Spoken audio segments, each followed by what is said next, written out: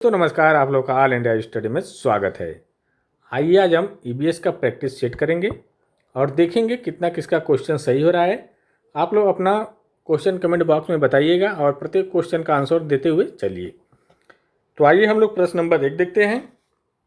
तो देखिए प्रश्न नंबर 1 कह रहा है, पर्यावरण शिक्षा के शिक्षण हेतु अनुदेशनात्मक प्रक्रिया में विभिन्न शिक्षण तत्वों का विश्लेषण तथा व्यवस्था की जाती है। इसके तत्वों में समावेश नहीं है। कौन सा चीज़ समावेश नहीं है, ठीक ना। तो आइए देखते हैं। ऑप्शन नंबर 1 उद्देश्यों की रचना, बी है कार्य विश्लेषण, सी कह रहा है विद्यार्थियों के व्यक्तिगत झगड़ों और डी कह रहा है शिक्षार्थियों के निष्पत्तियों के आकलन का।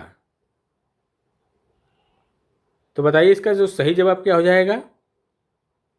तो देखिए जो हो जाएगा, उद्देश्य की रचना तो होना चाहिए अनुदेशनात्मक प्रक्रिया में, कार्य विश्लेषण भी होना चाहिए, शिक्षार्थियों की निष्पत्तियों के आकलन भी होना चाहिए, लेकिन यह शिक्षार्थियों या विद्यार्थियों के जो झगड़े हैं, व्यक्तिगत झगड़े, ये नहीं। तो ऑप्शन नंबर इसका तीसरा सही चला जाएगा। ठीक, आइए प्रश्न नंबर हम लोग अगला देखते हैं। प्रश्न नंबर 2 है, पेट्रोल में लगी आग को बुझाने से या बुझाने में जल प्रभावी नहीं होता क्योंकि। ऑप्शन नंबर 1 है ज्वाला इतनी गर्म होती है कि जल उसे ठंडी नहीं कर पाता। बी कह रहा है जल और पेट्रोल में रासायनिक अभिक्रिया हो जाती है। सी कह रहा है जल और पेट्रोल एक दूसरे में मिश्रणी है। और डी कह रहा है, डी मतलब जब ए बी सी डी करेंगे तो समझ जाइएगा पहला दूसरा तीसरा चौथा, ठीक ना। जल और पेट्रोल एक दूसरे में अमिश्रणी है और पेट्रोल ऊपरी परत बनाता है, जल अतः जल क्या होता है, और जब पेट्रोल जब ऊपरी परत बनाएगा तो अतः जलता रहता है। कहने का मतलब यह है कि जब पानी फेंकेंगे तो पानी नीचे चला जाएगा, पेट्रोल ऊपर रहेगा तो जलेगा ही, ठीक ना। तो यह बात कहने का मतलब है। तो ऑप्शन नंबर चौथा सही हो जाएगा। आइए प्रश्न नंबर हम लोग अगला देख लेते हैं। प्रश्न नंबर 3 है, ग्रामीण क्षेत्रों में गाय के गोबर से झोपड़ी की दीवारें और फर्श को लिपा जाता है। उन्हें ऑप्शन नंबर 1 है फर्श को प्राकृतिक रंग देने के लिए, गलत बात। बी है कीटों को दूर रखने के लिए। सी है चिकना और साफ करने के लिए। और डी है खुदरा बनाकर घर्षण को बढ़ाने के लिए। तो क्यों ऐसा किया जाता है बताइए।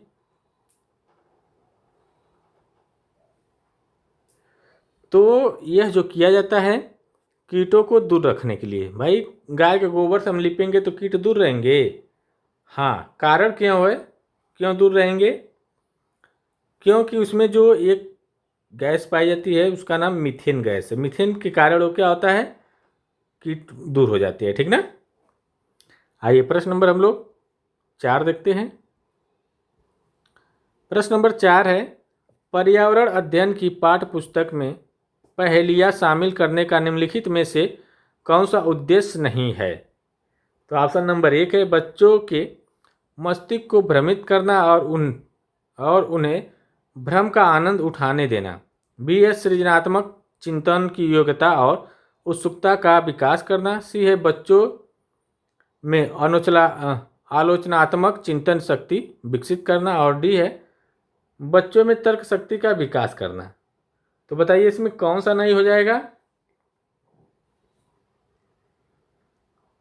तो देखिए इसका जो सही जवाब हो जाएगा ऑप्शन नंबर पहला, बच्चों के मस्तिष्क को भ्रमित करना और उन्हें इस भ्रम का आनंद उठाने देना। ये बात यहाँ पर भ्रम आ गया, यहाँ पर क्वेश्चन निगेटिव पूछा था, ये भ्रम आ गया तो पहले तो भ्रमित वाला चीज़ ही नेगेटिव हो जाता है, तो इसलिए ऑप्शन ये पे चला जाएगा, ठीक ना।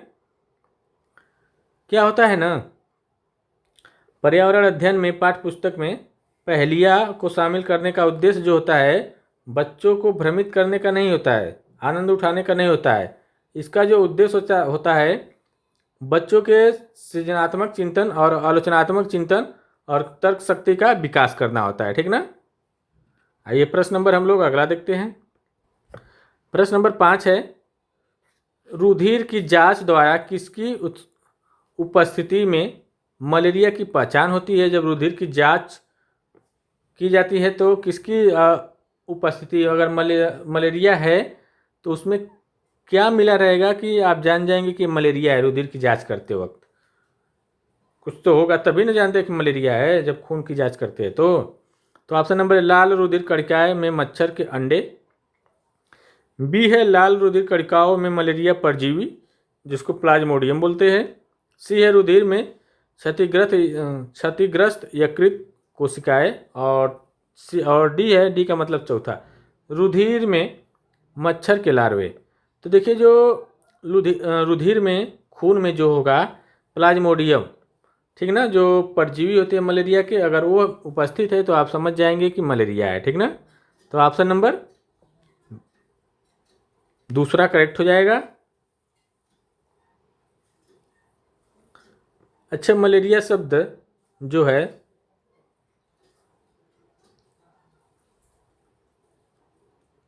कौन बोला था, कौन प्रयुक्त किया था, कौन प्रयोग किया था मलेरिया शब्द का? तो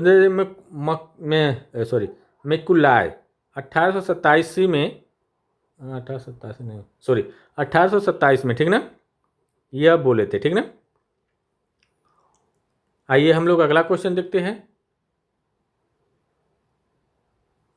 और अच्छा, ये कौन परजीवी प्लाज्मोडियम की खोज की थी? तो रोनाल्ड रास ने, ठीक ना, 1887 में की थी। आइए प्रश्न नंबर अगला देख लेते हैं। प्रश्न नंबर 6 है,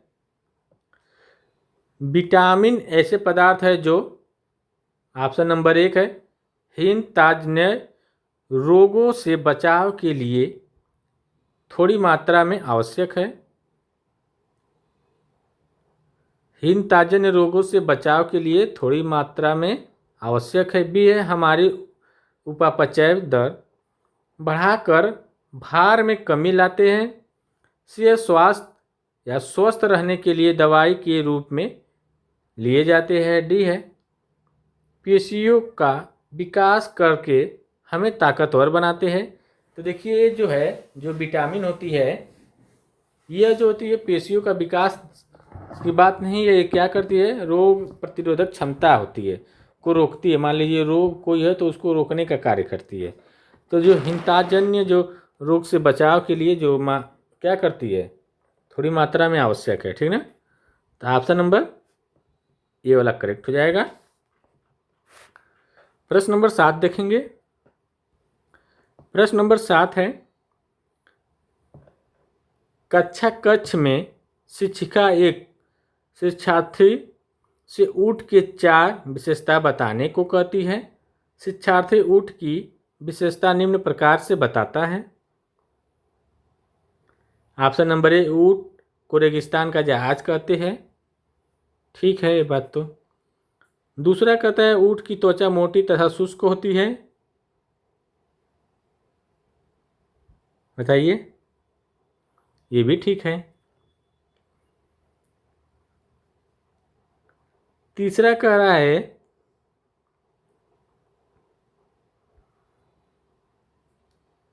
ऊँट बिना जल तथा पानी के कई दिनों तक रेगिस्तान या रेगिस्तानी जमीन पर चल सकता है, ये भी ठीक है।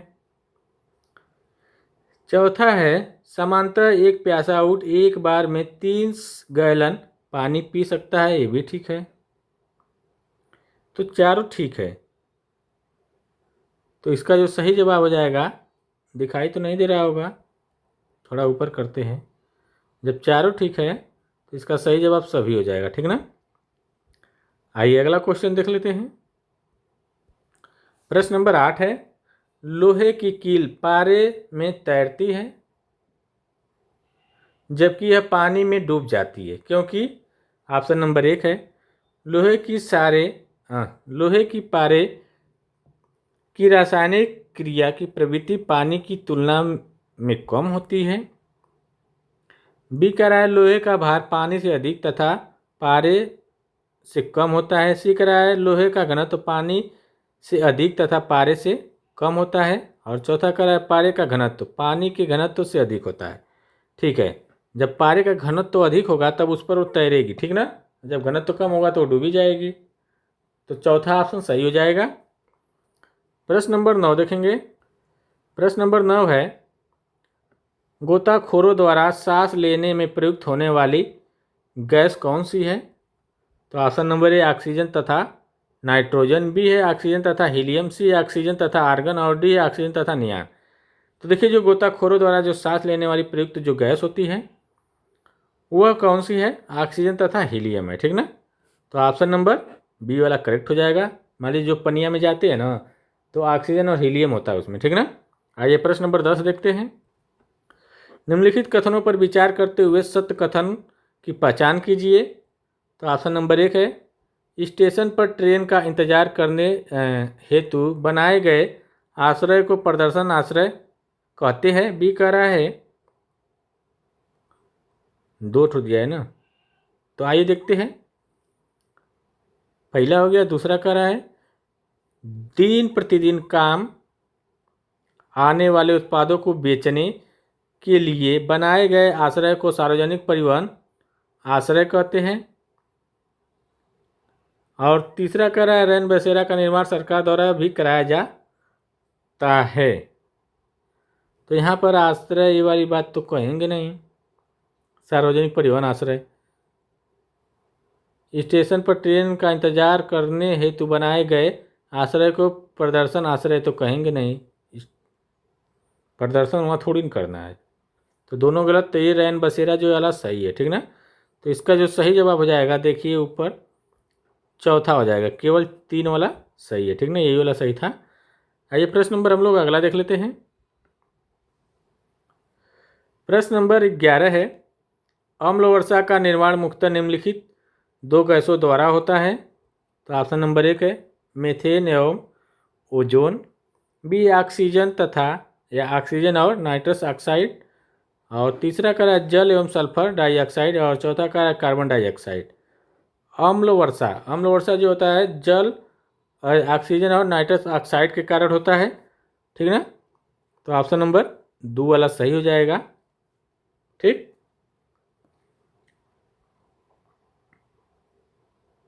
यहाँ पर कुछ मुझे गलत लग रहा है,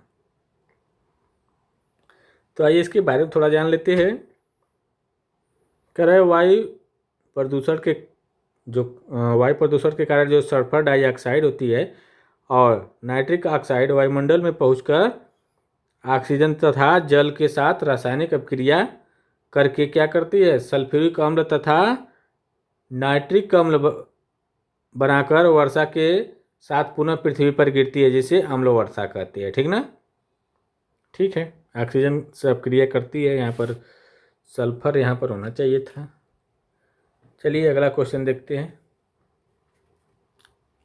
प्रश्न नंबर 12 है पानी में क्लोरोफार्म की अधिक मात्रा दर्शाती है मानव निर्मित कचरे द्वारा जनित प्रदूषण। ठीक है, ये बात तो सही है, मानव निर्मित कचरे द्वारा जनित प्रदूषण को ही दर्शाती है। तो ऑप्शन नंबर ए वाला करेक्ट हो जाएगा, ठीक ना। आइए अगला क्वेश्चन देखते हैं।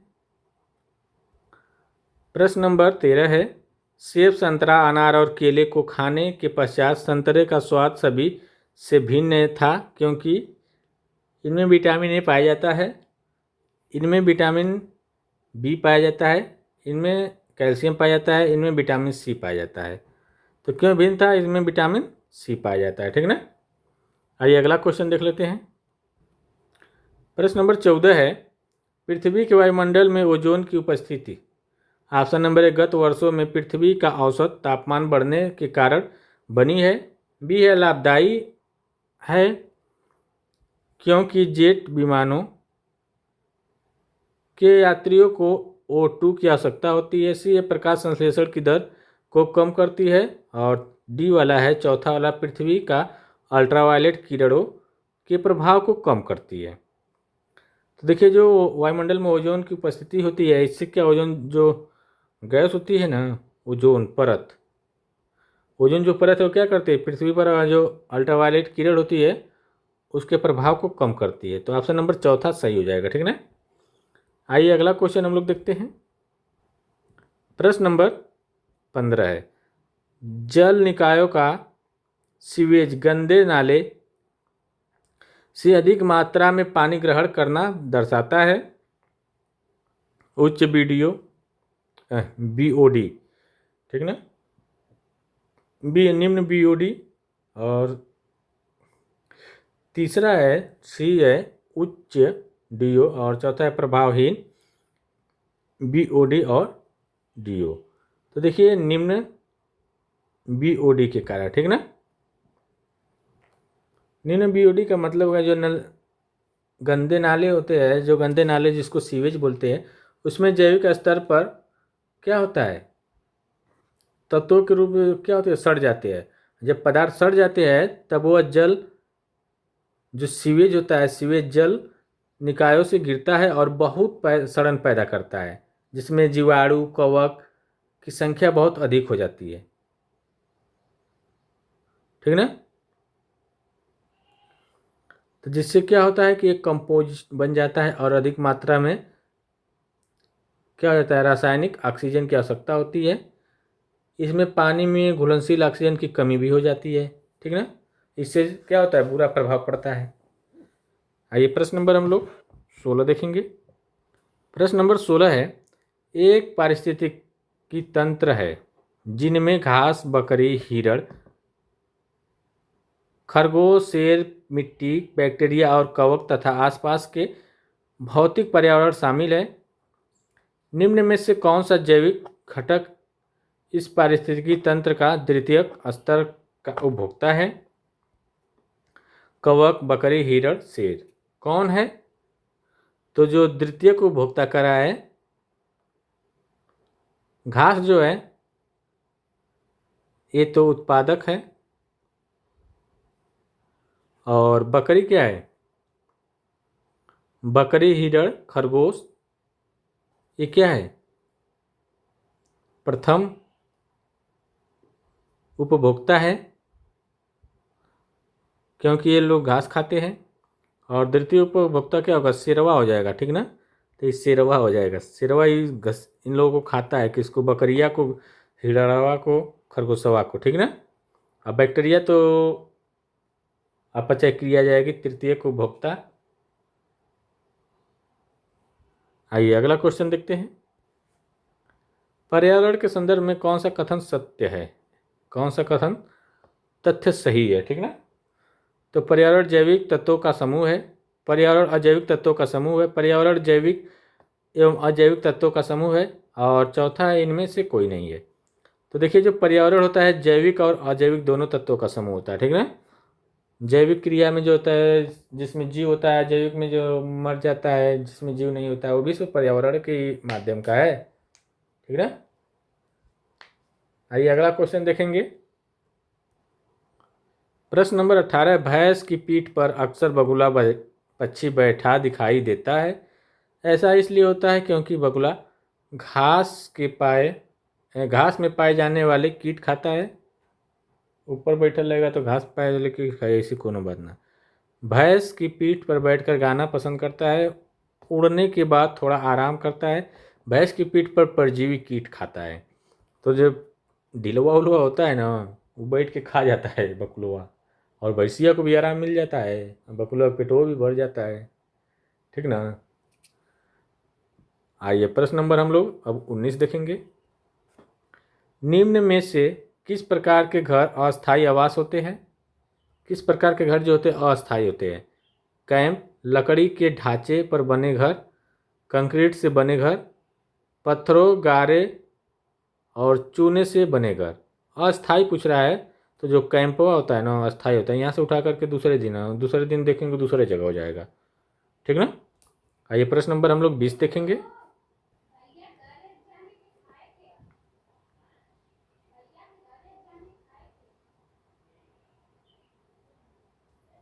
जब मिट्टी तथा पानी का घोल रात भर एक बाल्टी में रखकर छोड़ दिया जाता है तो गंदगी में इकट्ठा हो जाती है। जब मिट्टी तथा पानी का घोल जब है रात भर एक बाल्टी में छोड़ दिया जाएगा तो क्या होता है, जो गंदगी होती है वो इकट्ठा हो जाती है। क्यों? तलहटी के कारण। उसमें जो तलहटी होती है उसमें जाकर के नीचे बैठ जाती है मिट्टी, ठीक ना। आइए अगला क्वेश्चन देखते हैं। प्रश्न नंबर 21 है, हमारे आसपास के तालाबों में स्थिति पैदा क्या कर रहा है, हमारे आसपास के तालाबों में स्थित पौधों का संरचना होती है, उनकी जड़ों या उनकी जड़ें नहीं होती। गलत बात।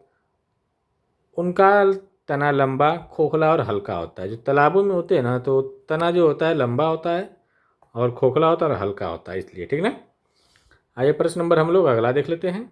मज़ा आ रहा है तो चैनल को आप लोग लाइक शेयर सब्सक्राइब जरूर करते हुए चलिए। पर्यावरण शिक्षा से क्या अभिप्राय है? तो विद्यार्थियों पर अतिरिक्त बोझ डालकर बैग रखा जाए। गलत बात। बी कह रहा है विद्यार्थियों को पर्यावरण का ज्ञान हो जाए। गलत। विद्यार्थियों का मनोरंजन हो, पर्यावरण को दूषित होने से बचाया जाए, यह अभिप्राय है। तो ऑप्शन नंबर 4 सही हो जाएगा। प्रश्न नंबर हम लोग 24 देखेंगे। पर्यावरण अध्ययन की कक्षा में अवधारणाओं को स्पष्ट करने के लिए कविताओं और कहानियों या कहानी कथन का प्रयोग करना।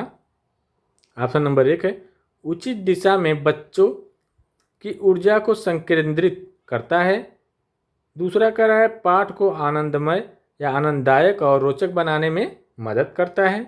तीसरा कह रहा है स्थानीय एवं विश्व स्तर पर संसार की प्रकृति को खोजने और कल्पना करने की योग्यता का विकास करने में मदद करता है। तो तीसरा वाला ऑप्शन बिल्कुल सही लग रहा है, तो ये सही हो जाएगा। आइए प्रश्न नंबर हम लोग अगला देखते हैं। प्रश्न नंबर 25 निम्नलिखित में कौन पर्यावरण की एक विशेषता नहीं है? तो ऑप्शन नंबर 1 है पर्यावरण में स्थायी या स्थानीय विविधता मिलती है। पर्यावरण में स्थानीय विविधता मिलती है, ये बात तो ठीक है। पर्यावरण में पार्थिव एकता पाई जाती है, ये भी ठीक है। पर्यावरण प्राकृतिक संसाधनों का भंडार है, ये भी ठीक है। पर्यावरण गतिशील नहीं होता। क्यों नहीं गतिशील होता है? पर्यावरण भी बदलता है ना, तो इसलिए ऑप्शन नंबर 4 सही हो जाएगा। 1 2 4, ठीक ना। आइए प्रश्न नंबर हम लोग अगला देख लेते हैं।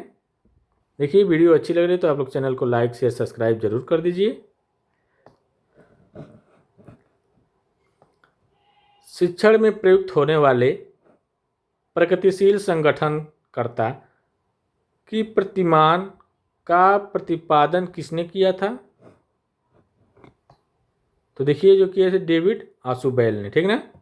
तो इसका जो सही जवाब हो जाएगा डेविड आशुबेल। प्रश्न नंबर हम लोग 27 देखेंगे। शिक्षण में प्रोजेक्ट विधि विद्यार्थी को व्यवहारिक ज्ञान प्रदान करता है क्योंकि ऑप्शन नंबर इसका जो सही जवाब हो जाएगा, मैं डायरेक्ट बता दे रहा हूँ, विद्यार्थियों को ज्ञान का आधार उनका निजी अनुभव होता है, ठीक ना। तो ऑप्शन नंबर तीसरा करेक्ट हो जाएगा। आइए प्रश्न नंबर अगला देख लेते हैं।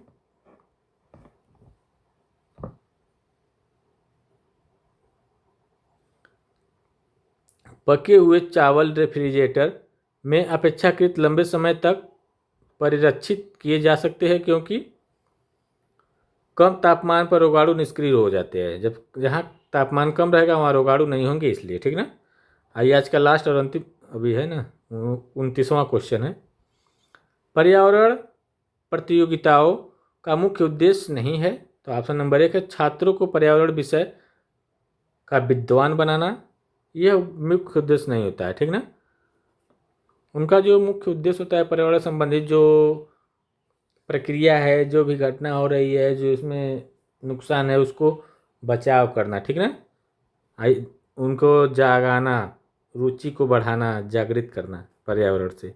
आइए प्रश्न नंबर आज लास्ट देखेंगे 30वां जो है। निम्न में से कौन सा बिंदु शैक्षिक भ्रमण के महत्व को स्पष्ट करता है? तो ऑप्शन नंबर 1 है छात्रों के ज्ञानात्मक तथा भावात्मक योग्यता का विकास होना, ये भी करता है, ये भी करता है, ये भी करता है, तो सभी करते हैं, ठीक ना। तो देखिए total 24 question complete 30 question complete हुए। वीडियो अच्छी लगी हो तो चैनल को आप लोग लाइक शेयर सब्सक्राइब करिए। मिलते हैं अगले वीडियो में, तब तक के लिए नमस्कार।